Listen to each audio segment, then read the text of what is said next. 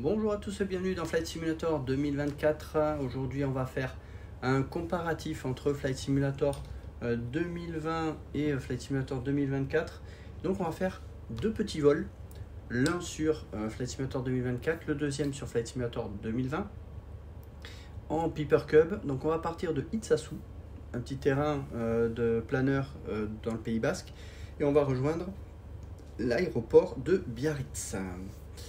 Et donc on va un petit peu discuter de ce que l'on peut voir et ressentir en VR avec le Crystal Light sur Flight Simulator 2024, et on va faire pareil sur le 2020.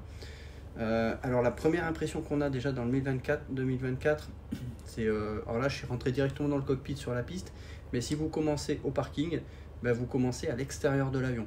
Vous devez faire votre tour avion, enlever les caches, les pitots, etc.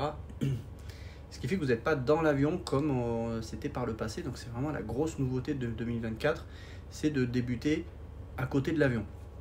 Et très franchement, moi je trouve ça vraiment super, parce que c'est vrai qu'on est toujours plus ou moins dans le cockpit, dans les simulateurs, mais on ne prend pas le temps de regarder notre avion quand on arrive dessus, de monter dedans, de faire le tour.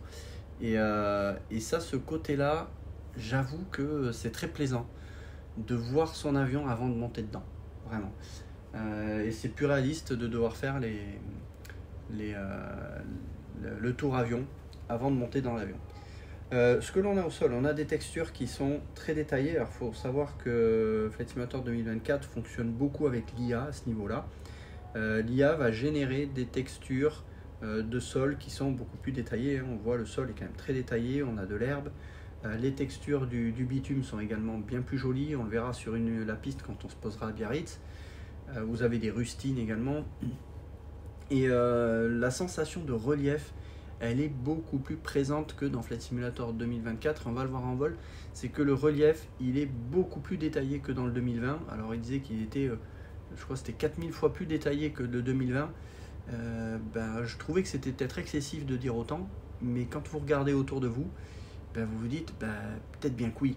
Parce qu'on a vraiment le terrain qui n'est pas plat, on voit que c'est arrondi, on descend, on a même des petites clôtures avec les voitures à côté, mais surtout le relief il est vraiment ultra détaillé, beaucoup plus adouci, beaucoup plus réaliste par rapport au 2020, vraiment.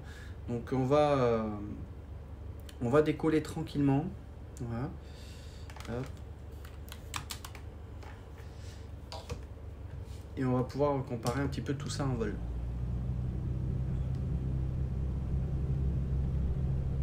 Alors pourquoi j'ai pris le petit Piper? Parce que c'est un avion qui passe un peu partout.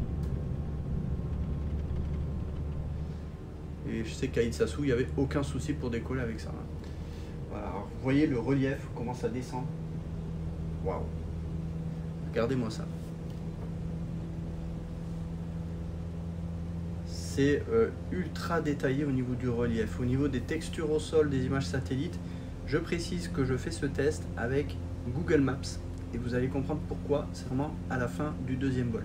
Donc on a des textures quand on est au ras du sol qui sont plutôt bonnes, mais le sentiment d'avoir sur 2020 des textures qui étaient quand même plus détaillées. Voilà.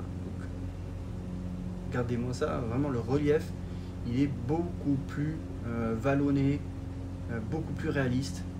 Franchement, c'est superbe, quoi. Là vraiment, le fait de devoir se poser en campagne, il va falloir vraiment choisir correctement son point d'atterrissage, parce que c'est quand même très vallonné. Donc au niveau des textures, pourquoi j'ai choisi Google Maps? Parce qu'elles sont de un peu meilleure résolution que Bing, qui est utilisé par défaut par Flight Simulator 2024 et même par le 2020.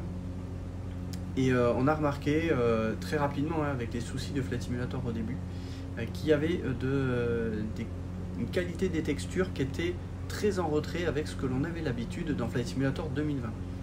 Donc on va comparer cette fois avec Google Maps, histoire de voir est-ce qu'on a des grosses différences entre Google Maps sur Flight Simulator 2024 et sur Flight Simulator 2020. Et vous allez certainement être un peu surpris. On va voir dans le deuxième vol, mais personnellement, moi le sentiment que j'ai eu, c'est que même avec Google Maps, on a des textures qui sont meilleures, plus détaillées, sur Flight Simulator 2020 que sur le 2024.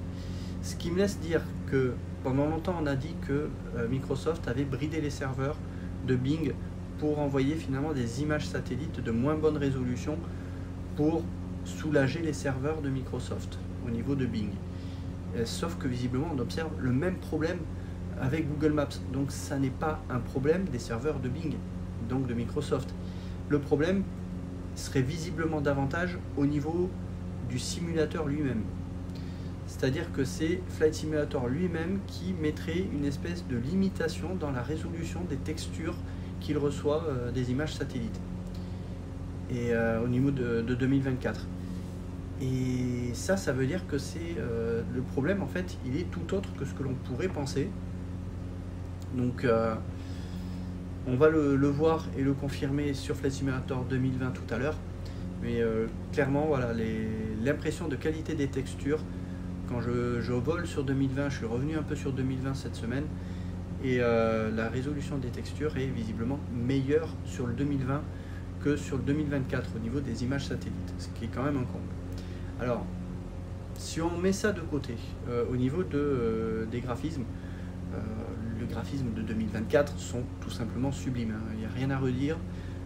On a de grosses améliorations au niveau, surtout on a vu du relief, et quand vous regardez les montagnes, c'est pour ça que j'ai pris justement la côte basque, c'est qu'on a un relief qui est quand même assez marqué au niveau du sud avec les montagnes, et donc on a un relief qui est beaucoup plus adouci, beaucoup plus réaliste, un peu moins polygonal que sur le 2020, et encore sur le 2020 c'était déjà franchement plus que bien, mais on a cette impression de relief qui est beaucoup plus marqué, qui est beaucoup plus réaliste, et quand vous volez en VFR, surtout quand vous volez assez bas comme ça, eh bien le relief il est extrêmement important, parce que parfois vous prenez des points de navigation qui peuvent être derrière un relief, et, ou alors un relief qui est dans une vallée d'un cours d'eau.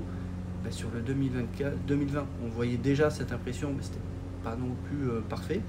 Là sur le 2024 c'est tout simplement, mais c'est sublime. Ce côté relief ajoute un réalisme au terrain qui est tout simplement superbe. Deuxième point où Flight Simulator 2024 est très en amélioration par rapport au 2020, c'est la gestion de la lumière. Là je n'ai même pas le ray tracing activé, parce que sinon je perdrais certainement plus de FPS, et très franchement c'est superbe. La gestion de la lumière elle est magnifique vis-à-vis des arbres, vis-à-vis de l'horizon.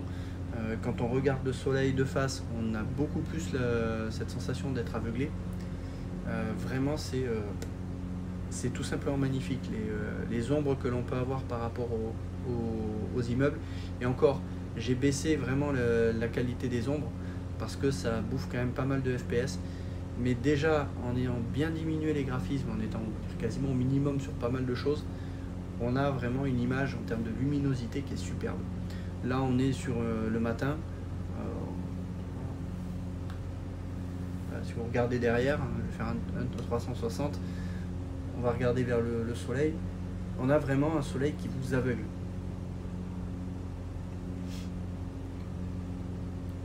Au sol, ben, on voit très bien le rond-point, mais c'est pas parfait la résolution des routes. Regardez, là on est vraiment aveuglé, quoi. Vraiment la gestion de la lumière dans Flight Simulator 2024 elle est tout simplement fantastique, vraiment. Et là ce qu'on voit au niveau des immeubles, hein, on voit les gestions des ombres sur les immeubles, les toitures en fonction de l'angle par rapport au soleil n'ont pas du tout la même réflexion.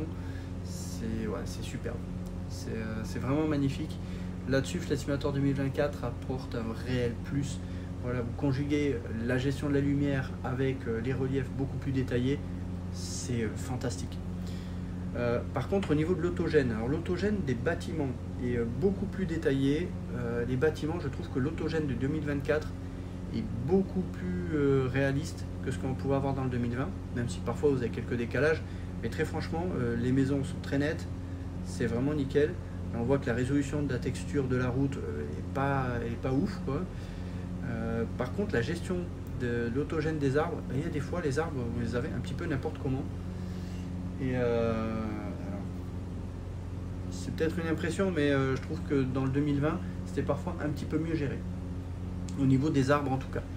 Par contre, l'autogène des bâtiments, ouais, on a quand même on a une amélioration. Alors, on arrive sur la côte, on va pouvoir se présenter en finale 09 à Biarritz.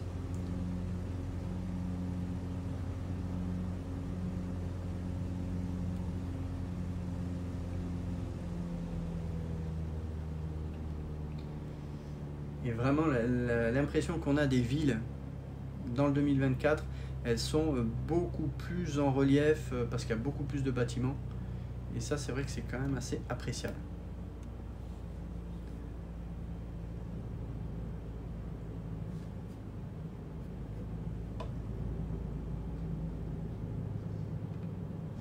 Alors, on va se poser en 09. Vous voyez l'hippodrome des fleurs, pour ceux qui connaissent Biarritz. Vous voyez, il y a des arbres au milieu de l'hippodrome, donc vous demandez pourquoi. Bah, des fois, l'autogène, même des arbres au niveau sur le côté, là où courent les chevaux, bah, il y a même des arbres. Et on a toujours cette sensation qu'on avait dans le 2020 d'avoir des arbres qui sont parfois beaucoup trop grands par rapport aux immeubles. On a des immeubles qui sont grands et on a des bâtiments, des arbres qui sont encore plus grands. Donc ce côté-là est un peu... Alors par contre, on regarde, on a des arbres là qui n'ont pas de feuilles. Là, il y en a. Il y a une mixité d'arbres qui est beaucoup plus variée que sur le 2020, ce qui est quand même appréciable, notamment en hiver, d'avoir des forêts qui sont beaucoup moins vertes. Ah bah super le véhicule, magnifique. Bravo. Bravo la tour.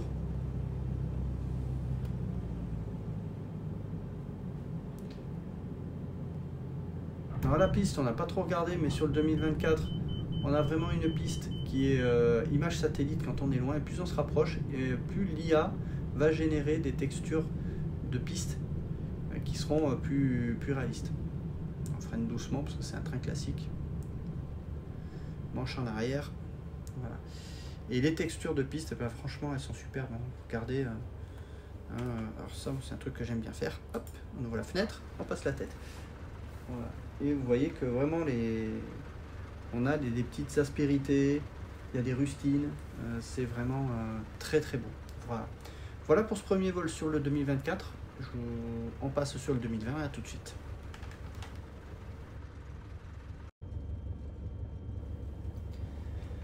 Alors, nous voici dans Flight Simulator 2020. Alors graphiquement, ça reste très joli. Je suis à 31 images par seconde avec auto FPS dans le Crystal Light. On a pas mal d'herbe, donc c'est quand même assez net. Rien à redire là-dessus. Au niveau... Je vais bouger ça. Hop, voilà. Au niveau du rendu, du relief, on voit que c'est quand même un peu plus détaillé sur Flight Simulator 2024. Le relief descend un peu mieux, il est plus précis. Mais si on regarde les montagnes derrière, on voit pas une grosse différence. On voit qu'on n'a pas les barrières en bois comme dans le 2024. Donc ouais, l'aéroport est un petit peu plus détaillé. On sent que le sol est un peu mieux généré au niveau des textures. Cela dit, on voit que les textures au sol sont quand même pas dégueu. Donc voilà, on va décoller tranquillement. On va lâcher les freins. Voilà. Et on va comparer un peu tout ça. J'ai essayé de mettre à peu près la même période horaire avec un peu les mêmes conditions météo pour qu'on puisse comparer quelque chose d'assez comparable. Et donc je suis toujours avec les textures de Google Maps et non de Bing, grâce au petit logiciel qui permet de changer justement tout ça, Map Enhancement. Donc c'est très beau, c'est très fluide, et surtout, la première chose qui saute aux yeux, c'est la netteté des images satellites par rapport à 2024. Là je vois carrément la piscine, voilà. C'est vraiment flagrant. Au niveau du relief, on voit que c'est quand même très beau. Oui, le 2024 semble être un peu plus détaillé au niveau du relief, mais ce qui saute aux yeux vraiment, c'est la netteté des images satellites. Et là, ça n'a rien à voir avec ce que l'on a dans Flight Simulator 2024. Rien à voir. Là, les routes, elles sont super nettes. Je vois les moindres lignes blanches sur la route, ce qui n'est pas le cas sur Flight Simulator 2024, où on a vraiment des textures satellites qui sont extrêmement dégradé par rapport à ce que j'ai là sur Flight Simulator 2020. Et ça, c'est quand même un comble d'avoir un nouveau simulateur qui devrait être plus beau, avec une image plus détaillée, et en fait, ça n'est pas le cas. Donc là, je regarde le terrain d'Itsasu, mais c'est nickel. C'est limite une photo que j'ai sous les yeux. Donc, ce qui montre une chose, c'est pour ça qu'il est intéressant ce test que je vous montre ici. C'est qu'on a longtemps dit que les images satellites de Bing sur Flight Simulator 2024 étaient bridées à cause justement du nombre de clients, et de façon à ce que le serveur puisse envoyer suffisamment les images satellites à tous les utilisateurs. Et en fait, ce que l'on constate, c'est qu'on a une image qui est plus nette avec Google Maps sur le 2020 que sur le 2024, alors que ça ne devrait pas être le cas, on devrait avoir la même image, et ça n'est pas le cas. Voilà, donc on a une définition qui est meilleure au niveau des images satellites sur Flight Simulator 2020 que sur le 2024, ce qui prouve que c'est vraiment un problème qui n'est pas lié au serveur de Bing, comme on aurait pu le penser, mais qui est vraiment lié à Flight Simulator 2024 lui-même. Et c'est là que je veux pointer du doigt un peu un problème au niveau de Asobo et de Microsoft, c'est que Flight Simulator 2024, ce que l'on constate là, c'est que le jeu dégrade la résolution des textures satellites par rapport à ce qu'on avait sur le 2020. Pourquoi? Alors très certainement, ça c'est vraiment un point de vue perso, je pense qu'ils ont dû dégrader la qualité des images satellites de façon à ce que le logiciel puisse avoir, on va dire, de la marge en termes de puissance de calcul pour calculer tout un tas d'autres effets, notamment la gestion des lumières et d'autres éléments, puisque le simulateur est certainement plus lourd que le 2020, et donc c'est certainement, je pense, volontaire d'avoir dégradé la résolution des textures dans le 2024. Alors j'espère que on va retrouver progressivement avec des mises à jour des textures aussi nettes que sur le 2020, parce que ça serait quand même un comble d'avoir un Flight Simulator 2024 qui a une image moins nette, moins belle au niveau des images satellites que son prédécesseur. Donc voilà, au niveau du relief, quand on est en vol, on voit pas trop de différence. Le relief est déjà très détaillé sur 2020, même s'il est un peu plus sur 2024, on verra plus cela au sol, où là ce sera plus détaillé. Mais quand vous êtes en vol VFR, là je dois être à peu près à 1000 pieds, très franchement, 1000 pieds sol, vous voyez pas la différence. Les arbres, parlons-en des arbres, là je suis avec un petit logiciel sur Flight Simulator 2020 que j'avais acheté, qui permet justement de diminuer la taille des arbres, parce qu'ils sont bien trop hauts dans 2020, et dans 2024 c'est aussi le cas. Donc, mais vraiment là c'est les images satellites qui sont d'une netteté. Franchement, si j'ai envie de faire du vol VFR avec des belles images satellites, il n'y a pas photo. Le constat c'est que je préfère revenir à Flight Simulator 2020. Alors oui, Flight Simulator 2024 est plus joli au niveau de la gestion des lumières, ça c'est vrai. La gestion des couleurs est également plus réaliste. Là on a des verts qui sont parfois un peu plus saturés sur le 2020. Mais sinon, si je regarde la rune là, en fait l'image satellite étant plus nette, plus détaillée, en fait la rune est plus jolie sur le 2020 comme ça à longue distance. Alors que c'est beaucoup plus dégradé, comme la résolution d'image satellite est beaucoup plus dégradée sur le 2024, et on a une image qui, à longue distance, paraît plus floue que ce que l'on a sur le 2020, ce qui est quand même assez un comble. On va arriver au niveau de l'autoroute, et là on va voir, je pense clairement une grosse différence. Je vais peut-être monter un petit peu plus la météo. Mettre un peu moins de nuages pour qu'on ait une lumière pour vraiment mieux voir. C'est dégagé, voilà. Pour avoir vraiment quelque chose où on peut comparer à image équivalente. Alors, on arrive sur l'autoroute, je vais essayer de passer à peu près au même endroit pour qu'on puisse vraiment bien comparer. Vraiment en dessous, j'ai vraiment une image qui est beaucoup plus nette, il n'y a pas photo quoi. Alors je sais pas si ça se voit vraiment dans l'image, parce que j'ai fait plusieurs captures vidéo et la résolution était un peu moins bonne, mais très franchement, c'est là-bas, on va passer là-bas. Très franchement, il n'y a pas photo. Le 2020, l'image est beaucoup plus nette quoi.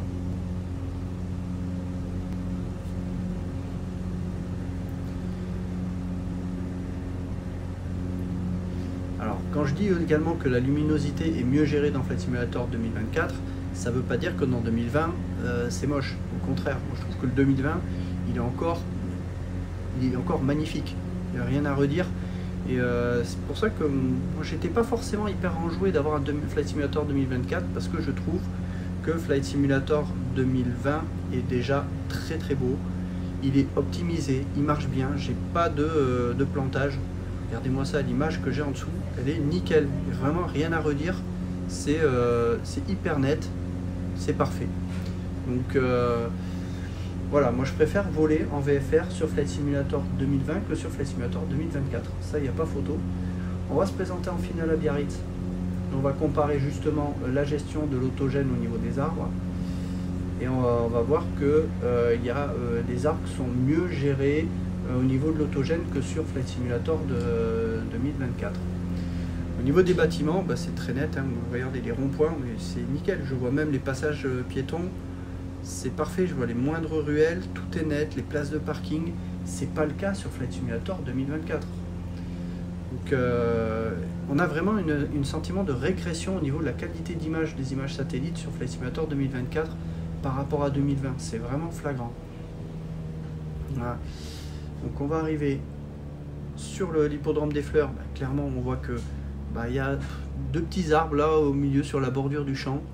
Et sur les contours, oui, il y a quelques arbres, mais c'est pas aussi baveux que sur le 2024. Allez, on va sortir un peu tout ça. On va se poser. Et vraiment avec AutoFPS fait un super travail d'optimisation de Flight Simulator 2020. Franchement, rien à redire, c'est top, quoi. Et l'image en finale me paraît même plus jolie que ce que j'ai sur le 2024. Hein. C'est beaucoup plus joli. Au niveau des textures d'herbe sur les côtés, rien à redire, quoi. Donc voilà, on va poser tranquille. Donc voilà le constat. C'est peut-être pas celui auquel on s'attendait, mais vraiment c'est plus joli sur Flight Simulator 2020 que sur le 2024 à cause de cette limitation de texture que l'on a sur Flight Simulator 2024 qui n'est pas lié, j'insiste là-dessus, ça n'est pas lié au serveur de Bing, c'est vraiment une imitation clairement de Flight Simulator 2024. Alors j'espère qu'Asobo et Microsoft vont corriger ça parce que vraiment c'est quand même un comble de régresser à ce niveau-là. Même si on est au sol, des textures sont beaucoup plus détaillées quand même sur le 2024, très franchement sur le 2020 ça reste encore très très joli. Voilà un peu ce que je voulais vous faire découvrir, vous montrer. C'est quand même aberrant. À bientôt.